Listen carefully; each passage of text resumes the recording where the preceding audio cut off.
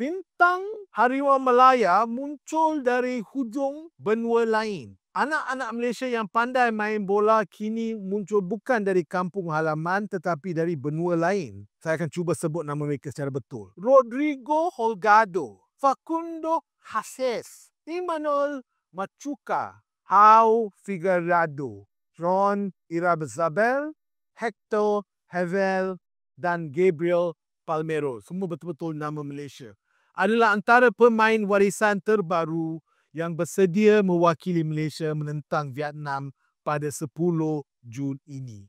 7 pemain warisan direkrut dalam tahun 2025 sahaja. Seperti dijangka, Persatuan Bola Sepak Malaysia FAM tidak mengulas bagaimana mereka mempunyai kaitan dengan Malaysia. Mengikut peraturan FIFA, pemain yang lahir di luar negara dan memiliki kewarganegaraan asing hanya layak bermain untuk negara lain jika mereka mempunyai hubungan kekeluargaan melalui ibu bapa, datuk atau nenek. Namun tiada penjelasan terbuka diberi tentang salah silah mereka. Lebih mengejutkan, kebanyakan mereka tidak pernah bermain dalam Liga Malaysia kecuali John Irabezabel. Isu ini mengundang dua persoalan utama. Adakah pelaburan ini memberi peluangan sukan yang setimpal? Dari sudut bola sepak, adakah strategi ini menguntungkan Malaysia? Indonesia hampir ke Piala Dunia 2026 dengan pemain warisan Indo-Dutch. Satu langkah yang masuk akal sedikit memandangkan sejarah kolonial mereka dan realiti bahawa berpuluh ribu rakyat Indonesia mempunyai darah kacukan Belanda. Pemain-pemain warisan untuk Malaysia pula, walaupun beraksi di Liga Eropah dan Amerika Syarikat, bukan antara bintang utama di sana. Negara-negara seperti Jepun, Korea Selatan, Arab Saudi dan Iran mempunyai pemain yang benar-benar elit dan lahir serta dibentuk dalam sistem bola sepak mereka sendiri. Sukan menjunjung prinsip fair play. Jika kita gagal memberikan naratif sah tentang hubungan para pemain ini dengan Malaysia, bukankah tindakan ini mencemari semangat itu? Di media sosial, jenaka-jenaka pun muncul, mempermalaysiakan nama-nama pemain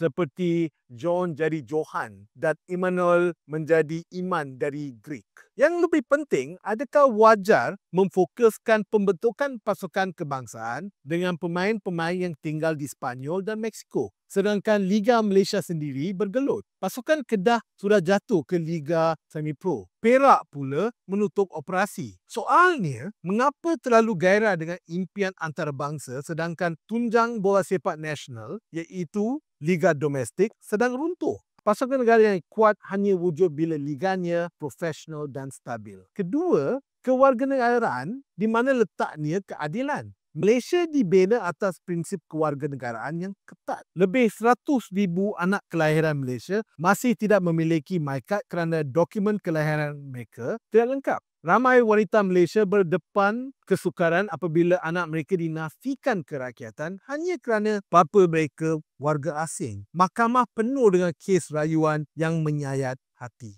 Dalam konteks ini, pemberian pasport kepada pemain bola sepak yang tidak pernah tinggal pun di Malaysia semata-mata demi memperkukuh skuad Harimau Malaya kelihatan bukan sahaja tidak peka tetapi kejam. Kita seharusnya bertanya, apakah nilai sebuah kemenangan jika dibina di atas keistimewaan yang dinafikan kepada rakyat sendiri? Adakah kita sedang membina sebuah pasukan untuk rakyat atau hanya mengangkat ilusi kejayaan sementara untuk menutup kegagalan yang lebih besar?